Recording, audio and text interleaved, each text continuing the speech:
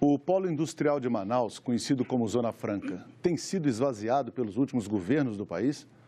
Ou será que o modelo da Zona Franca, que emprega 87 mil pessoas e faturou mais de 90 bilhões de reais no ano passado, precisa ser reavaliado? Sobre este e outros assuntos, nós vamos conversar com o senador Plínio Valério, do PSDB, porque o desenvolvimento do Amazonas é assunto de Estado.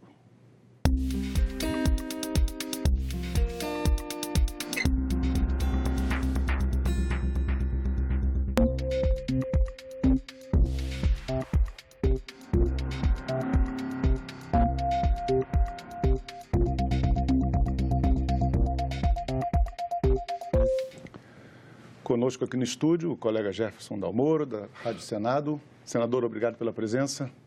Agradeço especialmente a gentileza, que eu sei que o senhor vem se recuperando de um problema de saúde. Como é que o senhor está?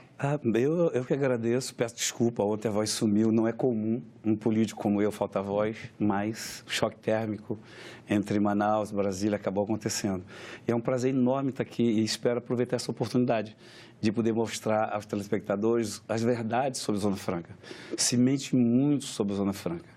O nosso trabalho como político é diuturnamente desmistificar e desmentir, principalmente aquelas ações produzidas lá pela República da Avenida Paulista, que todos os dias produz mentira a nosso respeito. Estou aqui à vontade. Então, de fato, a sua defesa é do fortalecimento da Zona Franca de Manaus, que, como eu disse no início, na sua opinião, os últimos governos têm tomado medidas que enfraquecem o polo industrial. Ultimamente, nós estamos pugnando, não é nem o fortalecimento, é que não se mexa mais. Porque a cada vez que se mexe, a gente sucumbe. A Zona Franca hoje está na UTI, já faz tempo que está na UTI. Nós somos um paciente que vai morrer daqui a alguns anos. Nos deram, como se fosse favor, 50 anos de prorrogação. Nós vamos até 73, não devemos chegar lá. Mas o que eu quero fazer como político, eu tentei chegar ao Senado e cheguei com a graça de Deus, é mostrar. Muito se fala em subsídios, né? Para a Zona Franca se doa como se fosse esmola. O subsídio que vocês têm, que o Sudeste, por exemplo, fala, é de 24 bilhões. 24 bilhões. Para o resto do Brasil é 280 bilhões. E a renúncia fiscal do Amazonas, Zona Franca, ela é para produção, ela não é para especulação. 87 mil empregos, nós perdemos quase 40. Nós temos essa arte, inclusive, aqui para mostrar aos espectadores enquanto o senador e nós produzimos, não é especulação. E essa renúncia, ela é virtual. A renúncia só existe porque se produz, existe a Zona Franca. Se não existisse, precisava abrir mão. Então, se fala muita mentira. O Amazonas arrecada na Receita Federal, 2017, o último ano, tem dado 13 bilhões e pouco na Receita Federal. Sabe quanto volta para nós?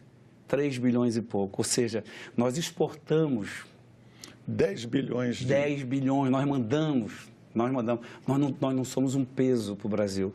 Nós somos um dos 9 estados que mandam mais do que recebem. Portanto, eu quero chegar aqui a Brasília, me perdoe, eu sou uma pessoa humilde, mas vindo de um estado gigante como eu venho, eu não posso me apequenar. Agora, eu não vim a Brasília pedir esmola. Por que essa perda de 43 mil postos de trabalho? O que está acontecendo com a Zona Franca de Manaus? Eles vão sempre enfraquecendo. Vamos lá. Só para dar o último exemplo, mexe na renúncia fiscal para os produtos de refrigerante, né? Aí lá vai a Pepsi Cola, levou pouco emprego, mas é sempre assim. Todas as vezes eles vão tirando o incentivo, porque o que nos favorece é a competitividade. Ora, nós temos subsídios, né? A renúncia lá do ICMS, do IPI, isso nos dá competitividade, porque nós moramos longe de uma região. Então, a cada vez eles vão dar, à medida que o Estado busca para si as mesmas condições que nós, tira a nossa competitividade. Nossos produtos passam a ser mais caros. Faturamento 2018, aproximadamente 90 bilhões, a maior parte no eletroeletrônico, né, 28% a 50%, logo em seguida a BG Informática, que são computadores, tablets, telefones, 21%, químico, 12%, e as motocicletas, setor de duas rodas, que é um bicicletas, 14%, um quarto são todos os outros empreendimentos. Então, você vê, o nosso PPB, a nossa matriz, a Zona Franca vive em função praticamente dessas produções. Mas nós temos os fármacos, nós temos a produção de alimentos que a gente pode inserir nesses polos aí. O senhor acha importante a presença da Zona Franca, inclusive, para criar alternativas de desenvolvimento sustentável para um estado que tem aquela área imensa de mata? Pois é. A Zona Franca, quando veio, e eu sou jornalista a vida inteira, sempre combati a Zona Franca. Eu achava que o êxodo rural era pernicioso. Até escrevi peça de teatro sobre isso. Hoje eu compreendo de outra forma. Quando se criou a Zona Franca, os municípios vieram atrás do emprego. Esvaziou. O que resultou com isso? O homem largou a enxada, largou o machado, não tinha motosserra, largou o serrote. Nós preservamos a maior floresta tropical do planeta. A nossa floresta hoje é preservada em 97%. Quanto vale uma floresta dessa? Quanto o país teria que gastar para reflorestar uma floresta desse tamanho? Quanto o mundo lá fora, se o Greenpeace falasse a verdade, se o Greenpeace não ficasse mentindo e se aproveitando da nossa desgraça, o mundo saberia que nós estamos contribuindo para o planeta. A maior floresta tropical preservada do planeta está no Amazonas. Aí me falam de uma renúncia fiscal de 24 bilhões. Todo ano a gente manda 10. Então, é esse tipo de mentira que eu quero combater, sabe? Quando o senhor falou no início de República da Avenida Paulista, o senhor está se referindo à indústria de São Paulo ou à classe política de São Paulo? A indústria de São Paulo, a classe política de São Paulo, o jornal A Folha de São Paulo. Eles produzem, eles encontram articulistas sempre a nos criticar e não nos dão o direito de resposta. Porque eu quero mostrar para o pessoal que combate a gente. O que é uma crítica injusta para o senhor? A crítica injusta é dizer que nós somos um apêndice, que a gente só dá prejuízo, que não pode abrir mão dessa renúncia fiscal virtual, uma renúncia fiscal virtual. Ora, esses 24 bilhões de renúncia, eles servem para quê? 84 mil empregos, né? Nós compramos insumos onde? São Paulo, Rio de Janeiro. Nós mandamos 13 bilhões todos os anos, a Receita manda para a União. O produto que você compra aqui da Samsung, o seu celular, sua televisão é produzida lá. Eles não dizem que essa renúncia, esse subsídio, ele só começa quando o produto vai para a loja. Até a instalação, dá o terreno, sim. Até a instalação, tudo é capital privado. Aí, quando ele começa a vender, é que vem redução de IPI, esse negócio todo. Outra coisa... Todas essas reduções que estão elencadas só aqui, começa exemplo, quando... Só começa quando ele começa a produzir e vender. Se ele não produzir nada, ele não vai ter nada disso. Então, o único incentivo para ele abrir o negócio são os terrenos vendidos são aos os terrenos subsidiários. Aí, se ele não produzir o celular, a televisão, ele não vai ter nada disso. Sim. Então, nós estamos tendo essa renúncia fiscal, não é para especulação, ela é para produção, ela é para produzir, para gerar empregos. Mas vamos esquecer tudo isso, né? Se a gente fosse esse apêndice que diz, tem mais é que ser mesmo. O Amazonas é o maior estado da federação. O Amazonas cabe dentro dele, sul e o sudeste junto. O tamanho do Amazonas cabe todo o Reino Unido e de quebra a França. Cara, querem o que da gente? Né? Falam que, não, mas São Paulo, a indústria diz isso. Não dá incentivo para as indústrias da Zona Franca, prejudica a nossa. No Brasil, são 500 mil indústrias. No Amazonas, são 3 mil indústrias. Entre as subsidiadas e a não. Como é que a gente vai quebrar, gente? Então, isso tudo é mentira. A mesma coisa da BR-319, mente-se muito.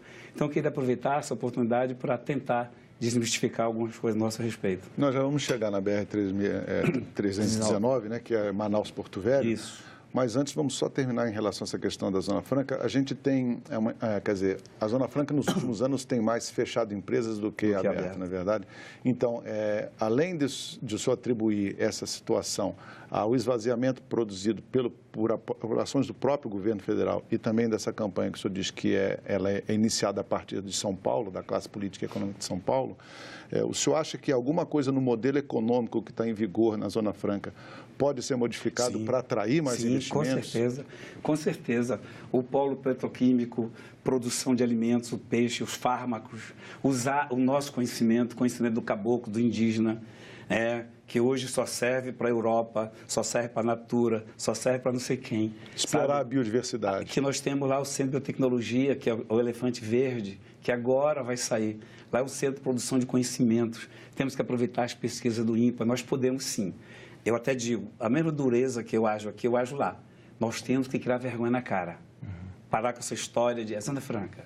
É a Zona Franca, porque é um modelo econômico que deu certo, mas está ali, no limiar, né? Na lâmina. Todos os dias a gente tem que estar atento. Vamos prejudicar a Zona Franca. Então, a gente não pode fazer outra coisa, porque não dão tempo, não dão espaço para a gente. Nós podemos produzir, olha, Rondônia manda peixe para a gente. Roraima manda o tambaqui para a gente. Nós não produzimos na área rural, mas por isso, porque todo mundo veio embora para Manaus, mas ajudou a preservar a floresta. Temos sim que criar vergonha na cara, que se não criar um outro modelo que eu chamo de desenvolvimento ambiental, econômico ambiental, pelo menos introduzir naquilo que você mostrou, naquelas matrizes, naqueles PPBs. Né?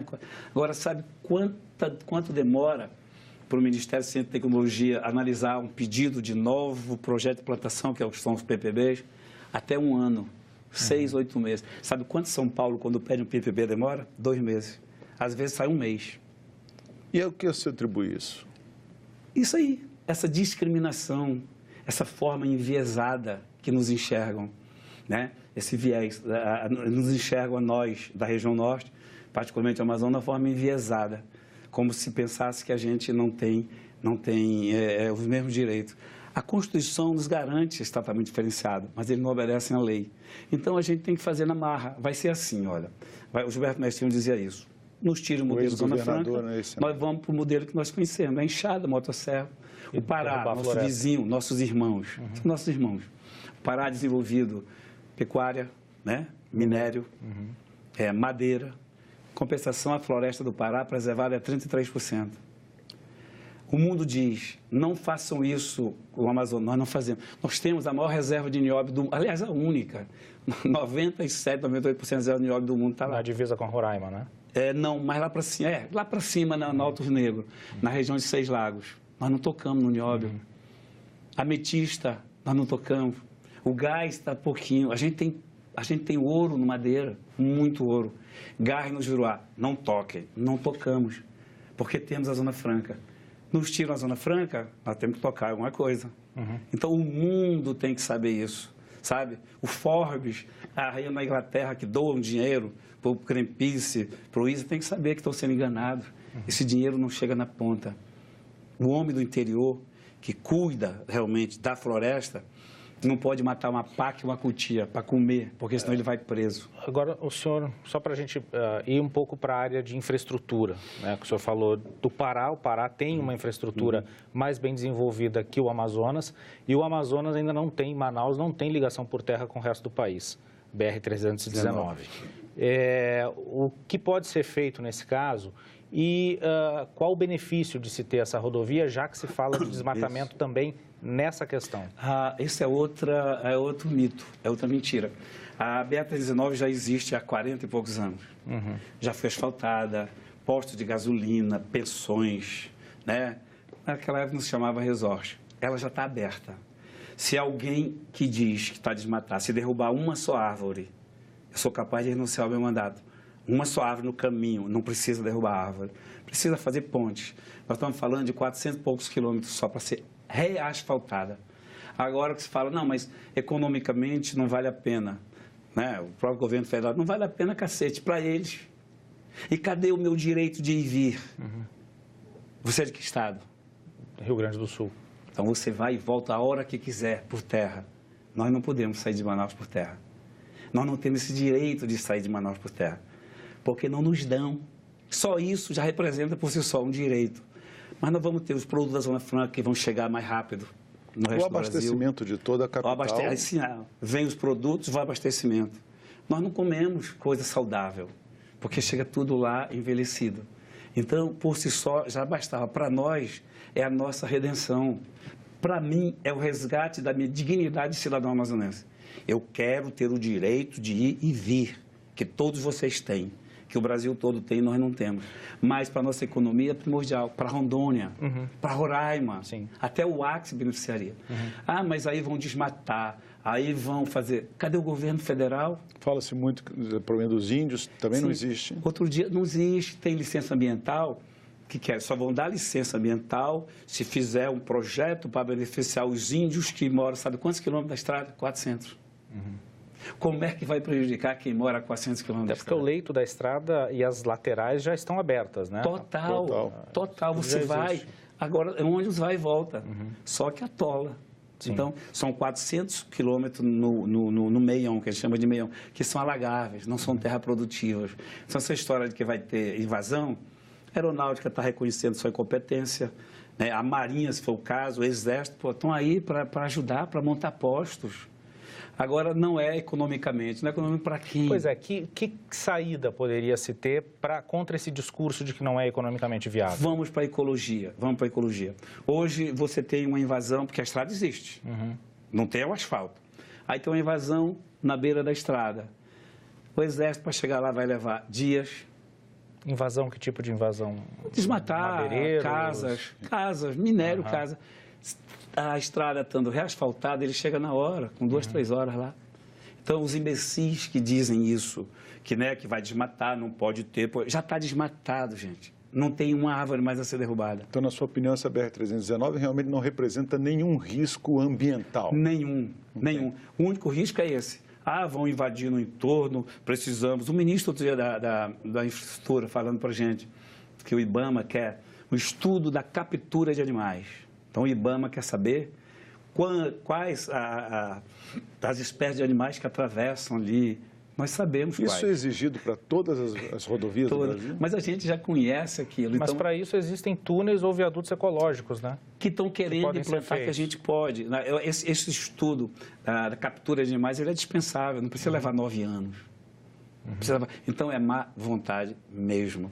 Agora, o Brasil precisa entender, né? Essas ONGs, o Brasil mesmo, o pessoal engajado na televisão, nos jornais, é preciso entender que a Amazônia você não defende denunciando.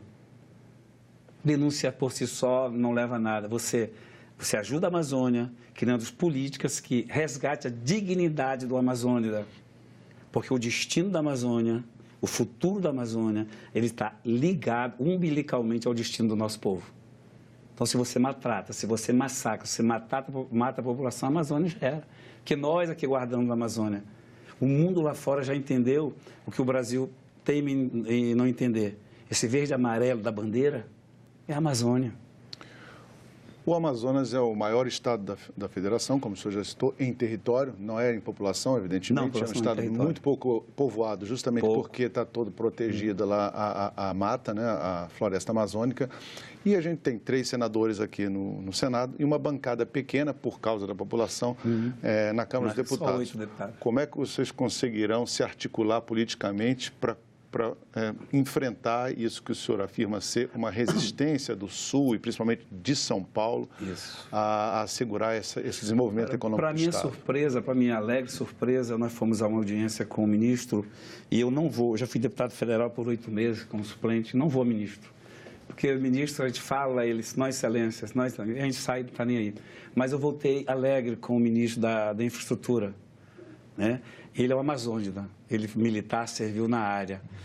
E, para minha surpresa maior, estávamos lá, toda a bancada do Acre, 8 com mais 3, eu acho que é 8 lá, toda a bancada do Amazonas, todos os estados toda a bancada de Rondônia, estava Rondônia, Amazonas, Acre e Amapá.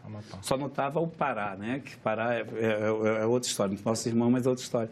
Eu acho que se a gente juntar, a gente consegue. O ministro nos garantiu que é decisão política do governo Bolsonaro reasfaltar a 319. O governo Bolsonaro, até aproveitando essa fala do senhor, tem um discurso de soberania nacional sobre a Amazônia, de tornar ali um território nacional mesmo, como é falado.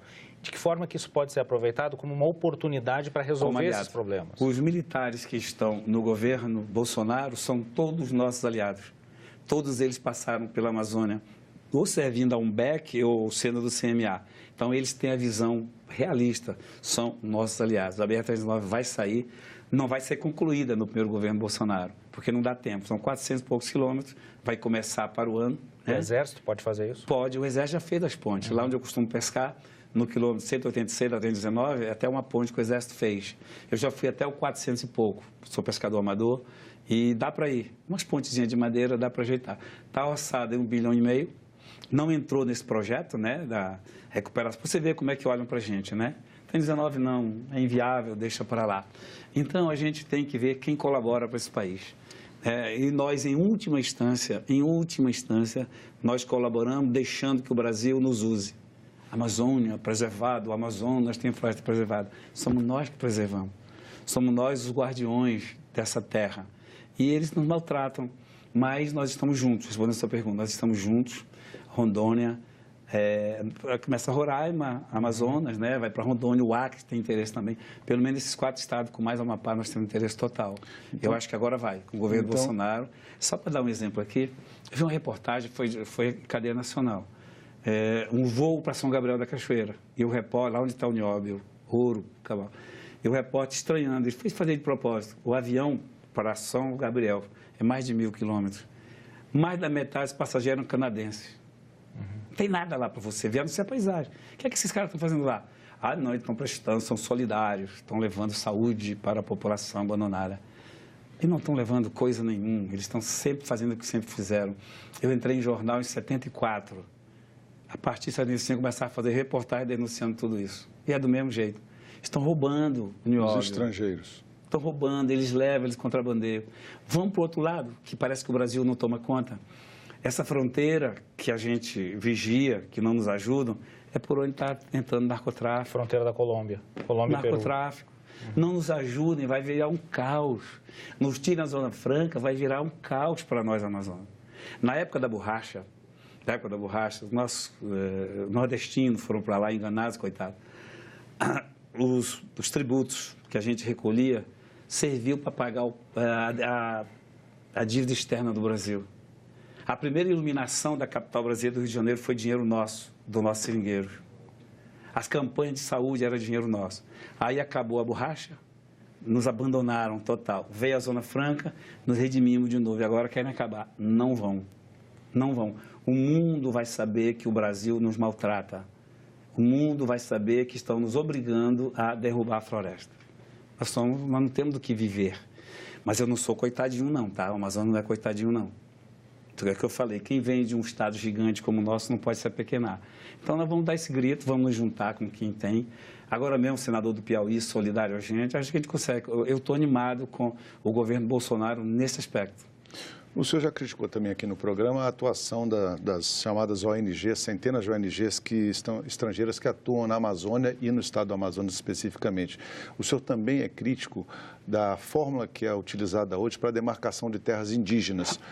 Por quê? Qual é a sua proposta nesse sentido? Se demarcar terra indígena resolvesse, todo mundo quer demarcar ou remarcar, se resolvesse, Manaus não teria mais de 40 mil índios vivendo em condições subhumanas. São 60 e poucas etnias que vivem em Manaus em condições subhumanas. Terras demarcadas. Demarca terra, mas não tem políticas públicas. Coincidência, toda e qualquer terra demarcada tem lá prata, ouro, nióbio, ametista e o cacete A4. Então, essa falácia de que precisa demarcar mais terra. O índio não precisa de tutor. O índio não precisa ser tutelado. O índio precisa de políticas públicas. Eles querem o que nós temos, querem o mesmo direito que nós. Eu repito, se demarcar a terra indígena resolvesse, Manaus não seria a capital mundial de onde se vive o maior número de índios. E o que é pior, abandonados. Capacitar essas populações para que sejam produtivas? Sim, seria já o outro passo. Primeiro é da saúde, educação. Ele não tem nem saúde. Não tem políticas públicas. As igrejas substituem o Estado hoje, nessas regiões? As ONGs. As ONGs. As ONGs. Se fosse as igrejas, eu ficaria mais tranquilo, porque acreditam em Deus e rezam todo dia. Mas as ONGs nem isso fazem. O Greenpeace é uma enganação para a Amazônia. Esse ISA é uma enganação para a Amazônia, cara. Eles enganam, eles ISA é o Instituto Socioambiental. Instituto Socioambiental, que está lá no Alto Rio Negro, está descendo e vai monopolizando, e vai tomando conta, e tudo é através deles.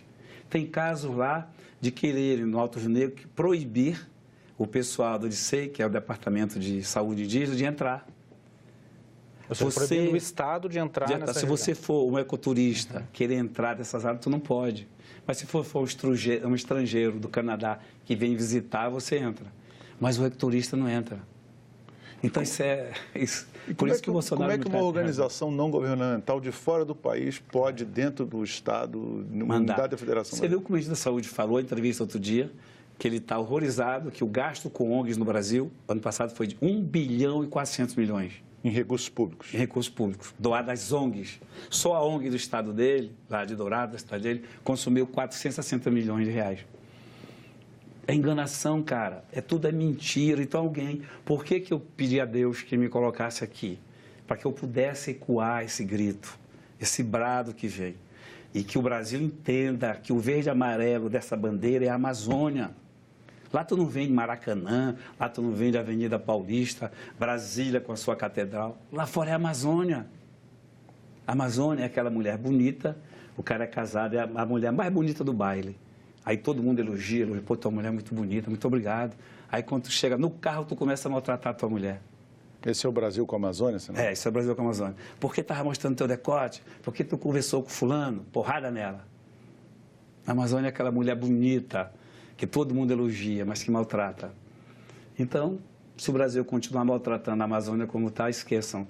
Narcotráfico, minério, escambau. E nós, humildemente, vamos pegar a nossa motosserra e fazer o nosso trabalho.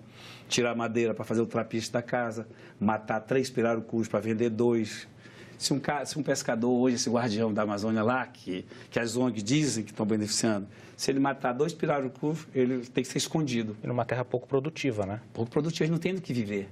Lá não pode tirar madeira para fazer o trapiche, o cara tem que fazer cimento, não sei de onde. Não estou mentindo, porque eu conheço, e essa é a pura verdade.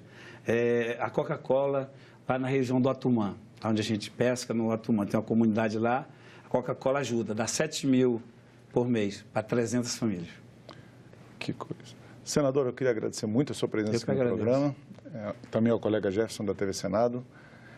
Bom, essa entrevista já está disponível para você baixar ou compartilhar no nosso site, senado.leg.br/TV, ou então pelo nosso canal no YouTube. Se você quiser sugerir um tema ou enviar pergunta para o senador do seu estado, você liga para o Alô Senado, 0800 61 2211. A chamada é gratuita. Obrigado pela companhia e até o próximo Assunto de Estado.